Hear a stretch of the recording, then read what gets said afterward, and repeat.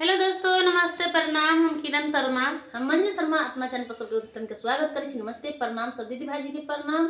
जते हमर फैमिली छी सब गठन के प्रणाम करै छी। जते कोई गीत सुनबे सब गठन के प्रणाम करै छी। और हम दोनों देवरानी जेठानी बहुत प्यारा से बेटी विवाह दहेज ऊपर गीत गावे जा रहल छी। अहाँ सब जरूर सुनब और कमेंट करके जरूर बताएब गीत किनका सबके पसंद है। बहुत प्यारा से गीत खास करके सबके तो पसंद आवे के चाहिए।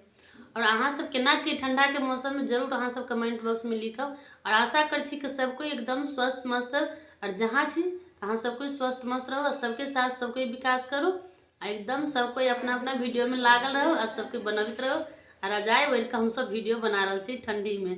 लेकिन बहुत प्यारा सा गीत है दहेज पर है। अहाँ सब जरूर सपोर्ट करब और जरूर देखब। अब देख हाथ जोड़ के कह छी बेटा वाला से कि बेटी वाला कहते मजबूर नहीं करियो, आते दहेज नहीं लियो और दहेज कम करियो। पोती गए तोरा को ना बियाहब, बेटा वाला बड़ा निदर दीना। बेटी गए तोरा को ना बियाहब, बेटा वाला बड़ा निदर दीना। दहेज में मांगले बेटी, दहेज में मांगले बेटी। 10 लाख नगद हम कहाँ सलैबै ना, हम कहाँ सलैबै ना। बेटी गए तोहरा को ना बियाहब, बेटा वाला बड़ा निदर दीना। पापायो जल में हमारा मुआईती, हम माटी मिली जाईती ना। बाबायो जल में हमारा मुआईती, हम माटी मिली जाईती ना।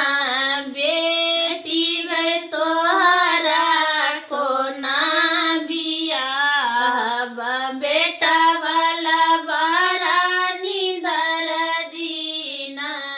बेटी गए तोहरा को ना बियाहब, बेटा वाला बड़ा निदर दीना।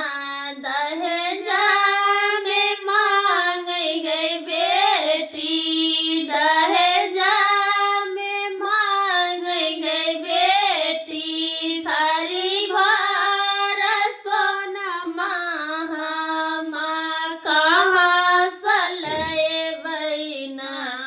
बेटी गई तोहरा को ना बियाहब, बेटा वाला बड़ा निदर दीना। बेटी गई तोहरा को ना बियाहब, बेटा वाला बड़ा निदर दीना। पापायो जल में हमारा मुआईती, हम माटी मिली जाईती ना। पापायो जल में हमारा मुआईती, हम